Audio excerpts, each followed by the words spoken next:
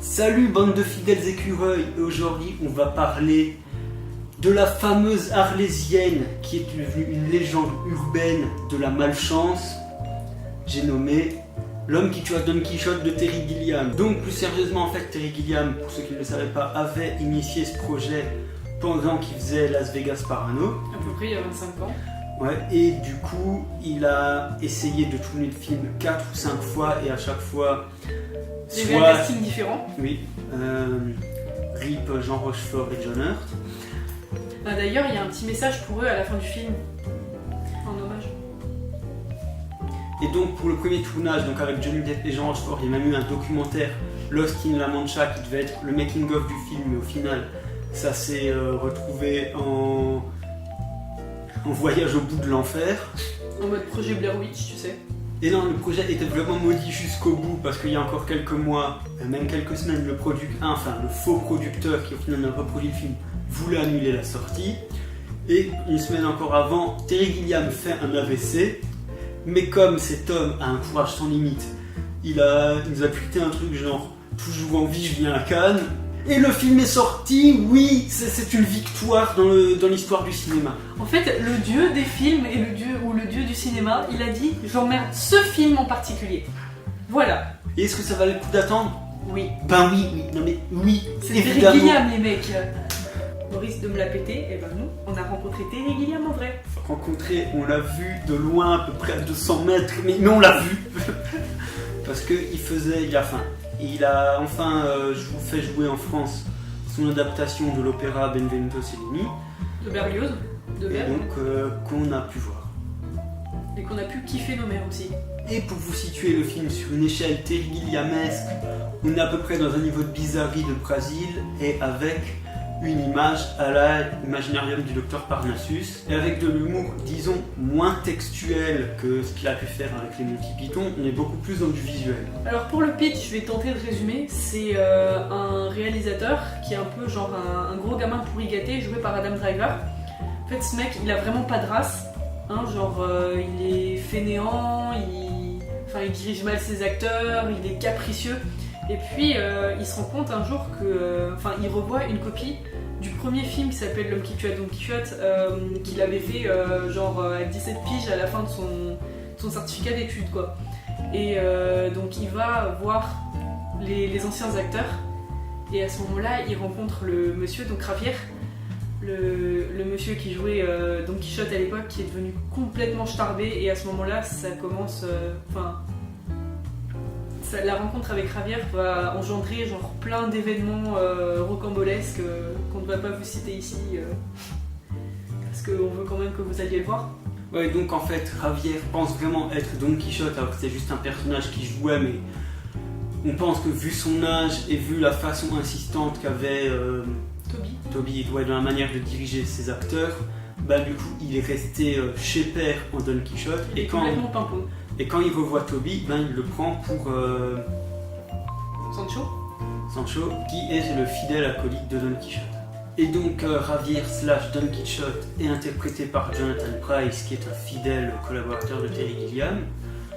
Et au casting, on a encore Stellan Skarsgård et Olga Kurylenko pour les plus connus. Alors pour ce qui est de la réal, on est face à quelque chose d'assez particulier. Donc le parti pris de Gilliam sur ce film, c'est de faire un truc ultra immersif pour nous faire sentir des situations jusqu'au retournement de situation qu'on ne sent jamais venir parce qu'on croit vraiment à tout. On n'est jamais loin des personnages et si on a un plan d'ensemble, il préfère se mettre en limite en vision interne du personnage plutôt que de faire vraiment des plans où on voit le personnage en tout petit au milieu du décor.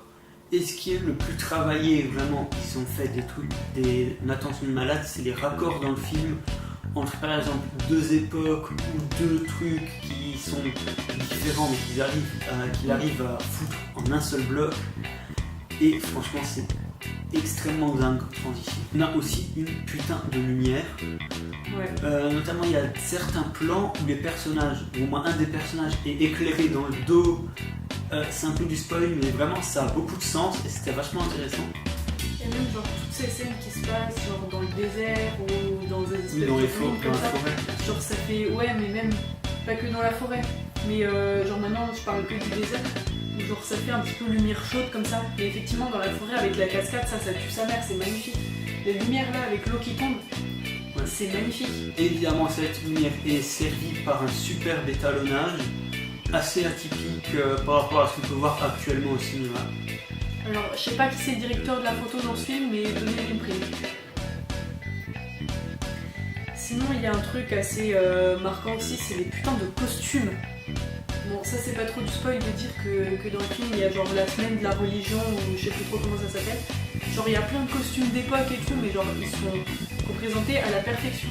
Il y a une scène vers la fin du film que je vais pas, enfin comme dit je vais pas épiloguer là-dessus, où il y a un mix entre costumes anciens et costumes récents, parfois même dans le même costume. Tu vois ce que je veux dire? Genre le costume de Toby, il est juste magnifique. Et ensuite, au niveau des décors, on est sur un équilibre parfait entre le réalisme et le spectaculaire. Je pense notamment quand ils arrivent donc dans le petit fort où il y a les réfugiés, ou alors là où se passe le dernier acte. Ou alors le petit village où il va chercher ses anciens acteurs. Et aussi, le rythme est extrêmement bien géré parce que ça prend le temps de se poser, et pourtant on voit pas le temps passer. J'étais genre vers la fin du film aussi. Ah mais oui, ça fait déjà presque 2 heures qu'il a commencé le film, je l'avais pas vu. Mais c'est ça en fait, genre t'es complètement happé par le film, tu te fais pas chier 30 secondes quoi. Et on note aussi 2-3 fois le brisage du 4e mur, comme ressort comique. Encore un truc, c'est que le film est extrêmement visuel. En fait, on pourrait le passer en muet, on comprendrait quand même toute l'intrigue. C'est ça qui est assez dingue dessus. Pour ce qui est du jeu d'acteur, j'ai retenu donc 3 performances en particulier, je sais pas toi, mais j'ai retenu la performance de Adam Driver, qui joue vraiment genre le petit con, mais c'est pas du tout le même petit con que dans Star Wars, tu vois. Non, en fait, ce qui est bien, c'est de voir que c'est pas le même personnage, celui du présent et celui du passé. Ça se joue à quelques détails, mais sauf que ça fait vraiment toute la différence.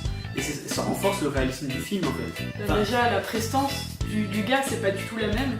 Puis le vocabulaire du mec non plus, hein, parce que au début quand il est un petit peu plus jeune, il est là, il est calme, il est posé, il demande gentiment bonjour, est-ce que je peux engager votre fille pour mon film, nanani. Et genre une des petites marques de fabrique du personnage de Toby, c'est qu'il te sort 3 fuck par phrase. Mais vraiment, tu vois. C'est vraiment genre, c'est un film de Quentin Tarantino à lui tout seul, le gars. C'est un concentré d'injures.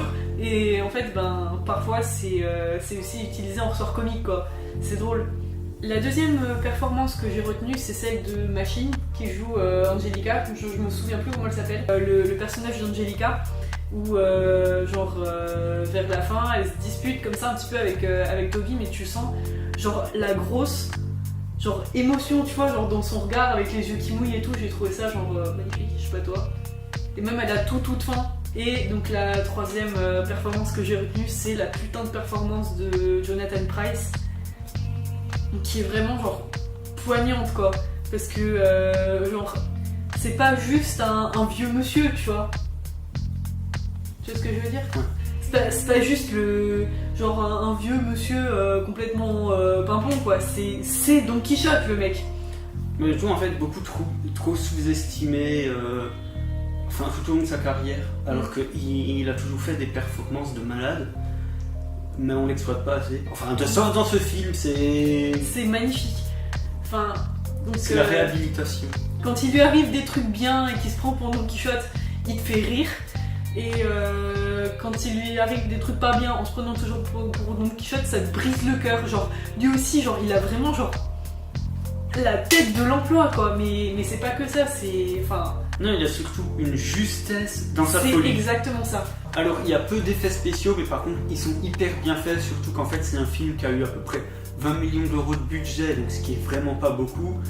Et c'est quand même un film de dingue. Pour ce qui est de l'histoire, on peut pas savoir où le film va aller. C'est vraiment imprévisible as fuck. Et c'est génial parce qu'on se laisse, comme on dit, on se laisse happer là-dedans. et on en ressort que 2 heures plus tard en ayant vraiment voyagé. À un moment, on croit que tout est résolu et là tu te dis, enfin tu vois, et ben non. Mais sauf que en plus les trucs qui te tombent sur la gueule, et ben c'est préparé, mais tu t'y attends pas et c'est ça qui est génial. C'est préparé et c'est putain de plausible, c'est crédible le truc quoi, c'est pas Camoulox tu vois. J'ai déjà un petit peu parlé du personnage de Toby, mais il y a un truc que j'ai adoré aussi chez lui, c'est son développement. Autant par rapport au passé qu'au présent, autant dans le film quoi. Je sais pas si c'est crédible ce que je raconte, mais... J'ai l'impression qu'en fait, Terry Gilliam essaye de faire passer un message avec chaque personnage principal en fait. C'est ça. Et d'ailleurs, mais en fait je pense que le scénario était déjà comme ça depuis longtemps, mais en fait le truc de l'acteur qui se perd dans le personnage, ça fait quand même beaucoup penser à Heath Ledger qui est décédé sur le tournage de Dr Parnassus, donc de Terry Gilliam. Mais c'est terrible parce que c'est trop ça en fait, qu'il a voulu... mais c'est trop ça, maintenant que tu le dis, mais c'est exactement ça. Que le mec il s'est enfermé dans sa caravane tout seul pour devenir le Joker, et il a pas joué le Joker, il est devenu le Joker. Il est devenu tellement pimpon que sur le tournage il voulait pas qu'on l'appelle Monsieur Ledger, c'était le Joker. Mais c'est exactement ça, maintenant que tu le dis. C'est que ce qui t'a c'est bon, j'ai vu la vierge. Plus de 10 ans avant, tu vois. Mais c'est terrible. Ce film a quelque chose de maléfique. Mais il est génial. C'est de la sorcellerie. Non mais vraiment. Mais maintenant que tu me dis, il y a vraiment genre un parallèle avec Heath Ledger et le Joker. Mais c'est totalement ça. C'est bon, j'ai découvert le sens de la vie. Oh putain. Alors ensuite, évidemment, le personnage de Toby, ce qu'il critique, c'est la condition de réal. Donc en fait, au début, on voit que Toby, lui, veut faire un film d'études. D'ailleurs, il y a des prix avec. Il y met vraiment tout son cœur, toute son énergie dedans. Et au final, ça devient un réal de pub où ça paye bien et où il a pas énormément de trucs à faire et il peut faire un peu ce qu'il veut vu que c'est beaucoup plus court à fabriquer une pub. Et on voit aussi comment tout ça lui monte à la tête, qu'au début c'était quelqu'un d'humble et que... c'est devenu un enfoiré. Ouais, et donc tout ce qui lui arrive sur la gueule, ça lui arrive pour une raison précise. En fait, genre quand il y a des malheurs qui lui tombent sur la gueule, au début on se sent pas trop mal en fait pour lui parce qu'on dit ouais voilà j'ai bien fait pour ta gueule quoi, t'es un con, c'est tout. Et c'est pour ça que je parle seulement au début parce que je parlais déjà de l'évolution du personnage, voilà, ça se rejoint. Et en fait le message du film d'une manière générale c'est plutôt sème le vent, tu récolteras la tempête. Même si j'ai l'impression quand même d'être passé à côté de 2-3 trucs et ça me nécessiterait au moins quelques revisionnages parce que ce film est hyper dense et forcément on passe à côté de certains trucs. Il y a plusieurs personnages aussi dans le film qui prouvent que, qui transmettent le message que l'argent c'est pas le plus important les mecs. Que l'argent, tout ce qui est confort, richesse et tout, c'est du pipi de moineau en fait. Donc pour conclure, allez voir ce film, pour l'instant c'est un des meilleurs films de l'année, voire le meilleur. Et faut encourager ce genre de film, déjà qu'il a eu une production absolument horrible pendant 25 ans. Ce serait vraiment... En plus il est magnifique visuellement, donc ce serait vraiment con de s'en priver sur le grand écran.